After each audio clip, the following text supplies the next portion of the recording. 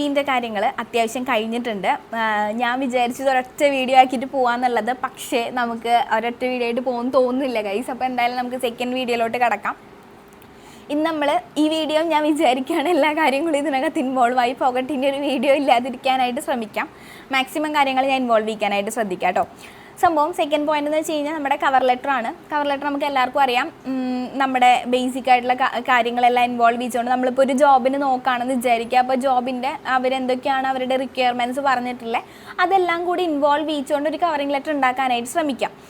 ഓരോ ജോബിനും നമ്മൾ ഓരോ രീതിക്ക്, ഇപ്പോൾ ഞാൻ എൻ്റെ ഇത് വെച്ച് പറയുകയാണെങ്കിൽ ഞാൻ BBA LLB ആയിരുന്നു. ഞാൻ ജോബ് നോക്കി തുടങ്ങിയ സമയങ്ങളിലൊക്കെ എനിക്ക് ഒരു CV ഒന്നും അല്ലായിരുന്നു. അതായത് ഞാൻ BBAക്ക് വേണ്ടിയിട്ട് അപ്ലൈ ചെയ്യാനായിട്ട് എനിക്കൊരു CV ഉണ്ടായിരുന്നു. അതിൽ ഞാൻ കൂടുതൽ ഫോക്കസ് ചെയ്തിട്ടുണ്ട്. ഞാൻ പറഞ്ഞല്ലോ, ഓൾറെഡി ഞാൻ പറഞ്ഞല്ലോ, പ്രൊജക്റ്റും കാര്യങ്ങളും ഉണ്ടായിരുന്നു. ആ പ്രൊജക്റ്റിൻ്റെ കാര്യങ്ങളിലോട്ട് ഞാൻ കൂടുതൽ ഫോക്കസ് ചെയ്തുകൊണ്ട് അങ്ങനെയായിരുന്നു ഒരു CV ഉണ്ടാക്കിയിട്ടുണ്ടായിരുന്നത്. എന്ന് വിചാരിച്ചാൽ അവിടെ നമ്മൾ LLB ഇൻവോൾവ് ചെയ്യിക്കാണ്ടെന്നല്ല, എൻ്റെ എഡ്യൂക്കേഷണൽ ക്വാളിഫിക്കേഷൻ അവിടെ എന്തായാലും BBA LLB ഉണ്ട്.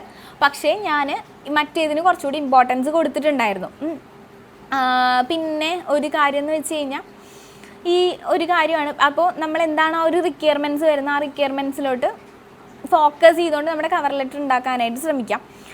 പിന്നെ എന്താണെന്ന് വെച്ച് കഴിഞ്ഞാൽ ഇപ്പോൾ നിങ്ങൾക്ക് തീരെ കിട്ടുന്നില്ല, അതിൻ്റെ റിക്വയർമെൻറ്റ്സ് വെച്ച് നോക്കിയിട്ട് ഒന്നും കിട്ടുന്നില്ല, ChatGPT എടുക്കുക അല്ലെങ്കിൽ ഗൂഗിൾ ജെമിനി എടുക്കുക. നമുക്കൊരു പ്രശ്നമില്ല, നമുക്കിപ്പോൾ എല്ലാത്തിനും സോഴ്സസ് ഉണ്ട്. നമ്മളത് മാക്സിമം യൂട്ടിലൈസ് ചെയ്യാന്നുള്ളത് മാത്രമാണ് ബേസിക്കലി വരുന്നത്. നമ്മൾ ആ ഒരു പ്രോംപ്റ്റ് അല്ല, റിക്വയർമെൻറ്റ്സ് എന്തൊക്കെയാണോ പോയിന്റ് ബൈ പോയിന്റ് ആയിട്ട്, അതായത് ഒന്നിച്ച് കോപ്പി പേസ്റ്റ് ചെയ്തിട്ട് നമ്മുടെ CV അടക്കം അപ്ലോഡ് ചെയ്തുകൊണ്ട് ഒരു കവർ ലെറ്റർ ഇതിന് വേണ്ടിയിട്ട് ഒന്ന് പ്രിപ്പയർ ചെയ്ത് തരാനായിട്ട് പറഞ്ഞു കഴിഞ്ഞാൽ എന്തായാലും ChatGPT നമുക്ക് പണി ചെയ്തു തരും.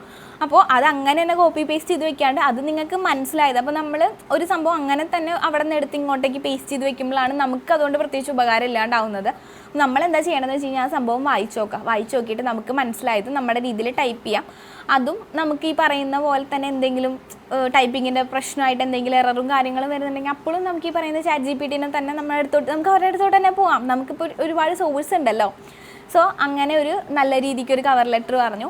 പിന്നെയെന്ന് വെച്ച് കഴിഞ്ഞാൽ നമ്മൾ ചെയ്യുന്നൊരു കാര്യമാണ് ലിങ്ക്ഡിൻ ത്രൂ അപ്ലൈ ചെയ്യും, നൗക്കരി ത്രൂ ചെയ്യും, ഇൻഡീഡ് ത്രൂ ചെയ്യും. ഇത് മൂന്നുമാണ് ഞാൻ ഫോക്കസ് ചെയ്തിട്ടുണ്ടായിരുന്നത്. ഇതിലും കൂടുതൽ ഇഷ്ടംപോലെ പ്ലാറ്റ്ഫോമുകളുണ്ട്, ബാക്കി ഒരുപാട് യൂട്ടിലൈസ് ചെയ്യുന്നവരുണ്ട്. അപ്പോൾ സംഭവം എന്താണെന്ന് വെച്ച് കഴിഞ്ഞാൽ ഈ ഒരു ലിങ്ക്ഡിനെ എനിക്ക് പൊതുവേ ഉള്ളൊരു ട്രെൻഡായിട്ട് തോന്നിയിട്ടുള്ള എന്താണെന്ന് വെച്ച് കഴിഞ്ഞാൽ എക്സ്പീരിയൻസ്ഡ് ആയിട്ടുള്ള ഒരാൾ, അതായത് UAE അത്യാവശ്യം എക്സ്പീരിയൻസ് ഉള്ള ഒരാളാണെന്ന് വിചാരിക്കുക. അങ്ങനെയുള്ള ഒരാൾക്ക് ലിങ്ക്ഡിൻ ത്രൂ അപ്ലൈ ചെയ്ത് കഴിഞ്ഞാൽ ഈസി ആയിട്ട് കിട്ടും. അല്ലാതെ ഒരു ഫ്രഷറിന് അപ്ലൈ ചെയ്ത് നമ്മളിപ്പോൾ കുറേ പോസ്റ്റ് കണ്ടു, ഇൻട്രസ്റ്റഡ്. ഞാനിപ്പോൾ കുറേ പോസ്റ്റ് കാണുമ്പോൾ ലിങ്ക്ഡിൻ്റെ താഴെ ഇങ്ങനെ ഒരു പോസ്റ്റിൻ്റെ താഴെ ഇങ്ങനെ കാണും, എന്തെങ്കിലും ജോബിൻ്റെ ആകുമ്പോൾ ഇൻട്രസ്റ്റഡ് അങ്ങനെ അയച്ചിട്ട് കാര്യമില്ല എന്ന് വെച്ച് കഴിഞ്ഞാൽ അവരതിനകത്തൊരു മെയിൽ ID കൊടുത്തിട്ടുണ്ടായിരിക്കും. ആ മെയിൽ IDയിലോട്ടാണ് നമ്മൾ ബേസിക്കലി അയച്ചു കൊടുക്കേണ്ടത്. ഈ ഇൻട്രസ്റ്റഡ് എന്ന് പറഞ്ഞാൽ നമ്മൾ നാട്ടുകാരെ അറിയിച്ചിട്ട് യാതൊരു ഇത് ഉപകാരമില്ല, കാരണം അതിൽ നമുക്കൊന്നും കിട്ടാനില്ല. അതാണ് ഒരു കാര്യം.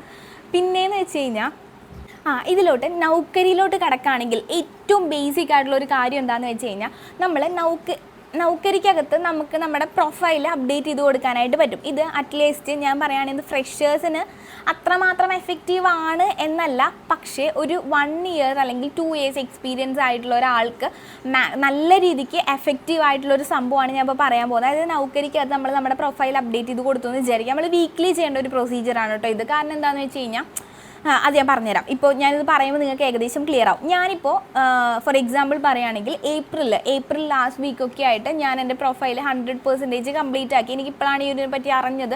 ഞാൻ ഏപ്രിൽ ലാസ്റ്റ് വീക്ക് കംപ്ലീറ്റ് ആക്കി. മെയ് ഫസ്റ്റ് വീക്കോട് കൂടിയിട്ട് ഞാൻ ഇപ്പോൾ ഒരു 1 week കഴിഞ്ഞു. ഞാനപ്പോൾ എൻ്റെ വീണ്ടും പ്രൊഫൈൽ എടുത്ത് നമ്മളതിനകത്ത് നമ്മുടെ നെയിമൊക്കെ മാറ്റിയല്ല, നെയിം ജസ്റ്റ് ഒന്ന് ബാക്ക് സ്പേസ് അടിച്ച് കളഞ്ഞു, ഒന്നുകൂടെ നമ്മുടെ നെയിമൊക്കെ ടൈപ്പ് ചെയ്തു, എല്ലാ കാര്യങ്ങളും ക്ലിയർ അല്ലേ നോക്കി സേവ് ആക്കി. അപ്പോൾ അവരിങ്ങനെ കാണിക്കും അപ്ഡേറ്റഡ് നൗ എന്ന് പറഞ്ഞ് കാണിക്കും. അപ്പോൾ ഇത്തരത്തിൽ നമ്മൾ നമ്മുടെ CV അപ്ഡേറ്റ് ചെയ്ത് കൊടുക്കുമ്പോൾ ഇപ്പോഴല്ല മുമ്പുണ്ടോ എന്ന് എനിക്കറിയില്ല, ഞാനിപ്പോഴാണ് കുറച്ചുകൂടെ ഫെമിലിയർ ആയിട്ട് വന്നിട്ടുള്ളത്. ഈ പറയുന്ന നൗക്കരിക്കകത്ത് അതായത് റിക്രൂട്ടേഴ്സിന്, അതായത് എംപ്ലോയേഴ്സിന് അവർക്ക് ഇഷ്ടപ്പെട്ട CV ചൂസ് ചെയ്യാനായിട്ട് അവർ ഒരു പൈസ നൗക്കരിക്ക് കൊടുക്കണതിൻ്റെ ഭാഗമായിട്ട് ഇത്തരത്തിലൊരു ഓഫർ അവർക്ക് അവൈലബിൾ ആയിട്ട് വരുന്നുണ്ട്.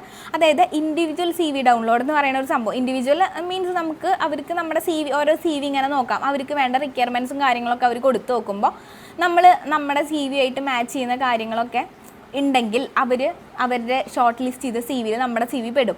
അപ്പോൾ എന്താ നമ്മൾ ഈ അപ്ഡേറ്റ് ചെയ്ത് കൊടുക്കുമ്പോൾ എന്ന് വെച്ചാൽ നമ്മുടെ CV ഏറ്റവും മുകളിൽ വന്ന് കിടക്കും. അത് നല്ലൊരു കാര്യമാണല്ലോ. അതുകൊണ്ട് വീക്ക്ലി നമ്മളൊരു 1 year എനിക്കൊരു സ്ഥലത്ത് എക്സ്പീരിയൻസ് ആയി അല്ലെങ്കിൽ 2 year എനിക്ക് എക്സ്പീരിയൻസ് ആയെങ്കിൽ നൗക്കരീൻ്റെ പ്രൊഫൈൽ ചുമ്മാ നിങ്ങൾ അപ്ഡേറ്റ് ചെയ്ത് കൊടുത്തു കഴിഞ്ഞാൽ നമുക്ക് ഉള്ളത്, അതെങ്കിൽ നമുക്ക് അവകാശപ്പെട്ടതാണെങ്കിൽ നമ്മുടെ അടുത്തോട്ട് വരും. അപ്പോൾ അതൊരു കാര്യം ശ്രദ്ധിക്കണം. പിന്നെയെന്ന് വെച്ച് കഴിഞ്ഞാൽ നമ്മളിപ്പോൾ ഇൻഡീഡ് ത്രൂ ചെയ്യുന്നത് കുറേ പേരൊക്കെ പറഞ്ഞിട്ടുണ്ട്, ഇൻഡീഡ് ത്രൂ എഫക്റ്റീവാണെന്ന് പറഞ്ഞിട്ടുണ്ട്. പക്ഷേ ഫ്രഷേഴ്സ് ഞാൻ ഇതുവരെ പറയാത്തൊരു, അതായത് ഫ്രഷേഴ്സ് ഞാൻ ഇതുവരെ കമ്മ്യൂണിക്കേറ്റ് ചെയ്തിട്ടുള്ള ഫ്രഷേഴ്സിൻ്റെ അടുത്താണെങ്കിലും കോമൺ ആയിട്ടുള്ളൊരു അഭിപ്രായമാണ് ഈ ലിങ്ക്ഡിൻ ത്രൂ ഫ്രഷേഴ്സ് നോക്കിയിട്ട് അത്രയും അങ്ങ് എഫക്റ്റീവായി വരണമെന്ന് നിർബന്ധമില്ല. പക്ഷേ ചിലർക്ക് അതും എഫക്റ്റീവ് ആവാനുള്ള ചാൻസ് ഉണ്ട്. ഞാൻ പറയുകയാണെങ്കിൽ ഇതെല്ലാം ഒരു ലക്കിൻ്റെ ബേസിലാണ്. നമുക്കിപ്പോൾ നല്ല ക്വാളിഫിക്കേഷൻ ഉണ്ട്, അല്ലെങ്കിൽ നമ്മുടെ അടിപൊളി ലാംഗ്വേജ് ആണ്, എന്ത് തന്നെയാണെങ്കിലും നമ്മുടെ ലക്കാണ് എല്ലാത്തിൻ്റെയും ബേസിക് എന്ന് പറയുന്നത്. നമുക്ക് ഭയങ്കര ലക്ക് ഉണ്ടെങ്കിൽ നമുക്കൊരു അടിപൊളി കമ്പനിയിൽ നമുക്ക് പ്രത്യേകിച്ച് പെർഫോമൻസ് ഒന്നും ഇല്ലാതെ തന്നെ നമുക്ക് അവിടെ കയറാനായിട്ടും പറ്റും. അപ്പോൾ എന്ന് വെച്ച് കഴിഞ്ഞാൽ ഇത്തരം കാര്യങ്ങളാണ് ഈ ഒരു പിന്നെ ഒരു കാര്യം ഇമ്പോർട്ടൻ്റ് ആയിട്ട് വരുന്നത് എന്താണെന്ന് വിചാരിക്കുക. ഏതെങ്കിലും ഒരു കമ്പനീൻ്റെ പ്രൊഫൈൽ, അതായത് ഏതെങ്കിലും ഒരു കമ്പനീൻ്റെ പേര് നിങ്ങൾ സെർച്ച് ചെയ്ത് നോക്കുമ്പോൾ അവരുടെ വെബ്സൈറ്റിൽ കയറാൻ പറ്റും. അവരുടെ വെബ്സൈറ്റിൽ കയറിയിട്ട് കാരിയേഴ്സ് എന്ന് പറയുന്ന ഒരു ഓപ്ഷൻ ഉണ്ട്. ഈ കാരിയേഴ്സ് ഓപ്ഷനിൽ എടുത്ത് നോക്കിക്കഴിഞ്ഞാൽ അവിടെ എന്തൊക്കെ ജോബ് വേക്കൻസീസാണ് ഉള്ളത് അവിടെ നമുക്കത് നോക്കാനായിട്ട് പറ്റും. അത് ത്രൂ നമുക്ക് ഡയറക്റ്റ്ലി അപ്ലൈ ചെയ്യാനായിട്ട് പറ്റും. അത് വൺ ഓഫ് ദ ബെസ്റ്റ് ഓപ്ഷനാണ്. നിങ്ങളിപ്പോൾ അതായത് ഫ്രഷറായിട്ട് നമ്മൾ വന്നു കഴിഞ്ഞിട്ട് നമ്മൾ ഇപ്പോൾ പൊതുവേ കണ്ടിട്ടുള്ളൊരു ട്രെൻഡാണ് ഒട്ടുമിക്ക പേരും ഞാനിപ്പോൾ നോക്കിയപ്പോഴാണെങ്കിൽ ഒട്ടുമിക്ക പേര് സ്പൗസ് വിസയിലാണ് വന്നിട്ടുള്ളത്. ലേഡീസിനെ സംബന്ധിച്ചാണ് ഞാൻ പറയുന്നത്. സ്പൗസ് വിസയിൽ വന്നിട്ടാണെങ്കിൽ ഇവർ പിന്നെയാണ് ജോബ് നോക്കാനായിട്ട് ശ്രമിക്കുന്നത്. അപ്പോൾ എന്താണെന്ന് വെച്ച് കഴിഞ്ഞാൽ കമ്പനിക്ക് വേറെ എക്സ്പെൻസ് ഒന്നുമില്ല. സ്പൗസ് വിസ നല്ലൊരു ഓപ്ഷനാണ് കേട്ടോ. മാരേജ് കഴിഞ്ഞിട്ടുള്ളവരാണെങ്കിൽ, കഴിയാത്തവരടുത്ത് ഞാൻ പറയുന്നത് റെക്കമെൻഡ് ചെയ്യുന്നില്ല. കഴിഞ്ഞിട്ടുള്ളവരാണെങ്കിൽ അല്ലെങ്കിൽ നമ്മളിപ്പോൾ എന്തായാലും UAE വരാൻ ഉദ്ദേശിക്കുന്നുണ്ടെങ്കിൽ അവർ സ്പൗസ് വിസ എടുക്കാനായിട്ട് ശ്രമിക്കാം. എന്നിട്ട് അതിൻ്റെ ബേസിൽ നിന്നുകൊണ്ട് നിങ്ങൾ അപ്ലിക്കേഷൻസ് സ്റ്റാർട്ട് ചെയ്യുക. ദെൻ അവിടെ എന്താണെന്ന് വെച്ച് കഴിഞ്ഞാൽ കുറച്ചുകൂടി ഇമ്പോർട്ടൻസ്, ഇപ്പോൾ ടീച്ചർ ഫീൽഡ് ആണെങ്കിലും അവർ ഇമ്പോർട്ടൻസ് കംപ്ലീറ്റ്ലി കൊടുക്കുന്നത് ആർക്കാണ്? ഈ പറയുന്ന സ്പൗസ് വിസ ഉള്ളവർക്കാണ്. അപ്പോൾ അതും കൂടെ ഒരു മാൻഡേറ്ററി ആയിട്ടുള്ള കാര്യമാണ്. മാൻഡേറ്ററി അല്ല, അതും മാരേജ് കഴിഞ്ഞിട്ടുള്ളവർക്ക് സംബന്ധിച്ചിടത്തോളം മാൻഡേറ്ററി ആയിട്ടുള്ളൊരു കാര്യമാണ്. കാരണം എന്താണെന്ന് വെച്ച് കഴിഞ്ഞാൽ നമുക്ക് അവിടെ കോമ്പറ്റീഷൻ കുറച്ചുകൂടെ ഒന്ന് കുറഞ്ഞു കിട്ടാനായിട്ട് ചാൻസസ് ഉണ്ട്. ഇത്രയൊക്കെയാണ് ഇതിൻ്റെ ബേസിക് കാര്യങ്ങളായിട്ട് പറയുന്നത്. അപ്പോൾ നമ്മൾ CV-ൻ്റെ കാര്യം പറഞ്ഞു. പിന്നെ അതുപോലെ തന്നെ CV-യിൽ ശ്രദ്ധിക്കേണ്ട കാര്യങ്ങളായിരുന്നു എന്ന് എനിക്ക് തോന്നുന്ന വലിയ വീഡിയോ ആയിട്ട് വരുന്നത്. പിന്നെ ഓരോ പ്ലാറ്റ്ഫോമിനെ പറ്റിയും പറഞ്ഞിട്ടുണ്ട്. പിന്നെയെന്ന് വെച്ച് കഴിഞ്ഞാൽ നമ്മുടെ ലിങ്ക്ഡിൻ, ഇനി അല്ലെങ്കിൽ ലിങ്ക്ഡിൻ ലോങ് ടേമിലോട്ട് നമുക്ക് ആവശ്യമുണ്ട് എന്തായാലും.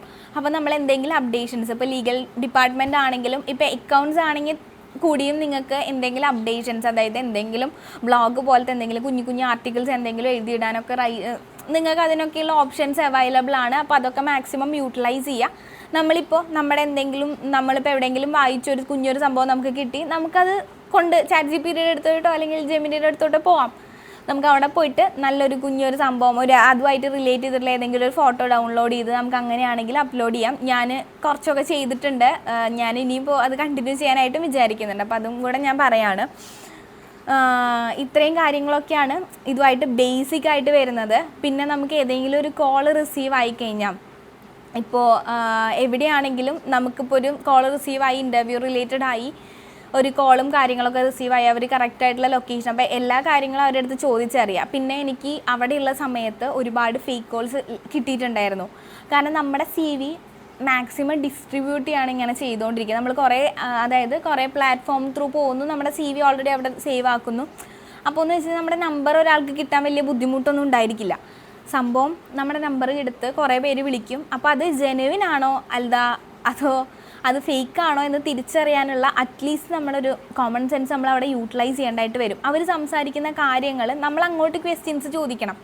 ഇപ്പോൾ ഒരു എംപ്ലോയർ വിളിച്ച് കഴിഞ്ഞാൽ നമ്മൾ പേടിച്ച് ആണോ ഓക്കെ നമ്മളൊന്നും ഓക്കെ പറയുന്നതിനേക്കാൾ ഉപരി നമ്മൾ അവരുടെ അടുത്ത് കുറച്ച് കാര്യങ്ങളൊക്കെ അങ്ങോട്ടേക്കും കൂടെ ചോദിച്ചറിയണം. ഇത് ഏത് ഫീൽഡാണെങ്കിലും നിങ്ങൾക്കത് ഉപയോഗിക്കാവുന്ന ഒരു സംഭവം, ടിപ്സാണ് കേട്ടോ ഞാൻ പറഞ്ഞു തരുന്നത്. പിന്നെ മാത്രമല്ല, നമുക്കൊരു ലൊക്കേഷൻ അവർ തന്നു. ഇപ്പോൾ ഏതെങ്കിലും ഹോട്ടൽ പോലെ ലൊക്കേഷൻ ആകുമ്പോൾ നമ്മളത് നോക്കിയിട്ട് വേണം പോകാനായിട്ടും കാര്യങ്ങൾക്കും. ഇനിയിപ്പോൾ അതല്ല, നമുക്കറിയാവുന്ന ഒരു ലൊക്കേഷനാണെങ്കിൽ വലിയ കുഴപ്പമില്ല. പക്ഷേ നമ്മുടെ ഏതൊരു ലൊക്കേഷനിലോട്ട് പോകുന്നുണ്ടെങ്കിൽ നമുക്ക് ഏറ്റവും അടുത്തൊരാളുണ്ട്. നമുക്കിപ്പോൾ ഹസ്ബൻഡാണ് ഉള്ളതെങ്കിൽ ഹസ്ബൻഡിന്, അല്ലെങ്കിൽ നമ്മുടെ ഫ്രണ്ട്സ് ആരെങ്കിലും, നമ്മുടെ ഏറ്റവും അടുത്ത ഫ്രണ്ട്സ് ആരെങ്കിലും ആണെങ്കിൽ അവർക്ക് നമ്മുടെ ഒരു ലൈവ് ലൊക്കേഷൻ അയച്ചു കൊടുത്തുകൊണ്ട് നമ്മളൊരു ലൊക്കേഷനിലോട്ട് പോവാം. നമ്മൾ ഇൻ്റർവ്യൂവിന് പോകുന്ന ഒട്ടുമിക്ക പേരും ഡെയിലി നെറ്റ് റീചാർജ് ചെയ്യണവരുണ്ട്. ഫണ്ടില്ലാത്തവരാണെങ്കിൽ നെറ്റ് റീചാർജ് ചെയ്യാനുള്ള ചാൻസും കുറവാണ്. അപ്പോൾ അല്ലാത്തവർക്കും യൂസ് ചെയ്യാനുള്ള ഓപ്ഷൻസ് UAE അവൈലബിൾ ആണ്. അപ്പോൾ ഞാനൊക്കെ ആണെങ്കിൽ ആ പോകുന്ന ദിവസം മാത്രം നെറ്റ് റീചാർജ് ചെയ്തിട്ട് പോകലുണ്ട്. അതായത് കോൾ ചെയ്യാനുള്ള പൈസ ഉണ്ടാവലുണ്ട്, നമുക്ക് അതിൽ നിന്ന് തന്നെ നമുക്ക് ഓഫറായിട്ട് 1 ഡേക്ക് ചെയ്യാനായിട്ട് പറ്റും. അപ്പോൾ 1000 MB ഒക്കെ നമ്മൾ ഒറ്റ ദിവസത്തേക്ക് വേണ്ടിയിട്ട് അങ്ങനെ ചെയ്തിട്ട് പോകും. 5 ദിർഹംസിനാന്ന് തോന്നുന്നു ഐ തിങ്ക്. അങ്ങനെ ചെയ്തിട്ട് നമ്മൾ പോകുമ്പോൾ എന്താണെന്ന് വിചാരിച്ച് കഴിഞ്ഞാൽ നമ്മളപ്പോൾ ലൈവ് ലൊക്കേഷൻ നമ്മൾ അയച്ചിടും. നമ്മളവിടെ കയറി കഴിഞ്ഞാൽ നമ്മൾ ഇറങ്ങുന്നത്, അതായത് സംഭവം എന്താണെന്ന് വെച്ചാൽ നമ്മളെല്ലാ കാര്യങ്ങളും പെർഫെക്റ്റ് ആയിട്ട് തന്നെ മുന്നോട്ട് പോകാനായിട്ട് ശ്രമിക്കുക. അതായത് നമ്മുടെ ഭാഗത്ത് നിന്ന് എന്തെങ്കിലും ഒരു വീഴ്ച ഉണ്ടായിക്കഴിഞ്ഞാൽ അത് വീണ്ടും നമുക്ക് തന്നെ അതൊരിക്കലും നെഗറ്റീവ്ലി എഫക്റ്റ് ചെയ്യാൻ പാടില്ലല്ലോ. അതുകൊണ്ടാണ് ഈ വക കാര്യങ്ങളും കൂടെ ഞാൻ ഇതിനകത്ത് ഇൻവോൾവ് ആക്കിയത്. ഞാൻ ശ്രദ്ധിക്കുന്ന കാര്യങ്ങളാണ് പറഞ്ഞത്. ഡ്രസ്സിങ്ങിൻ്റെ കാര്യം പിന്നെ എല്ലാവർക്കും അറിയാം. ഇൻ്റർവ്യൂ പ്രിപ്പറേഷൻ ആണെങ്കിലും നമ്മൾ ഏത് ജോബിനാണോ, അപ്പോൾ ഒരു കമ്പനിയിൽ നിന്ന് നമുക്ക് ഒരു ഓഫർ വന്നു, അല്ലെങ്കിൽ അവർ നമ്മളെ ഡയറക്റ്റ്ലി വിളിച്ച് കോൺടാക്ട് ചെയ്ത് സംസാരിച്ചു, നമ്മളവരെ കമ്പനീനെ പറ്റി സെർച്ച് ചെയ്യണം. ഗൂഗിളിൽ സെർച്ച് ചെയ്ത് എന്താണോ കമ്പനി എന്നുള്ളത് പഠിക്കണം. അവർ ബേസിക്കായിട്ട് എന്താണെന്ന് പഠിക്കണം. പിന്നെ അവരുടെ ഹിസ്റ്ററി ഉണ്ടെങ്കിൽ അതും അത്യാവശ്യം നമ്മൾ വായിച്ചറിഞ്ഞിട്ടുണ്ടായിരിക്കണം. ആ കമ്പനിയിലോട്ട് പോകുമ്പോൾ കമ്പനീനെ പറ്റി എന്തെങ്കിലും അറിഞ്ഞിട്ട് വേണം നമ്മൾ അങ്ങോട്ടേക്ക് പോകണമെങ്കിൽ. അപ്പോൾ അതിനും കൂടെ അവിടെ ഇമ്പോർട്ടൻസ് കൊടുക്കേണ്ടതായിട്ട് വരുന്നുണ്ട്. ഇത്രയും കാര്യങ്ങളൊക്കെയാണ് എനിക്ക് തോന്നുന്നു ഞാൻ ഒട്ടുമിക്ക കാര്യങ്ങൾ ഇൻവോൾവ് ചെയ്തിട്ടുണ്ടെന്ന്. ഇനിയിപ്പോൾ എന്തെങ്കിലും ഉണ്ടെങ്കിൽ നിങ്ങൾ എന്തായാലും കമൻറ്റിൽ പറയണതിനനുസരിച്ച് നമുക്ക് വീണ്ടും വീഡിയോ ചെയ്യണമെങ്കിൽ ചെയ്യാം, അല്ലെങ്കിൽ ഷോർട്സ് ആയിട്ട് അങ്ങനെയാണെങ്കിൽ അങ്ങനെ ചെയ്യാം. അപ്പോൾ എനിവേ കൂൾ ഗുരു, ശുക്രിയ.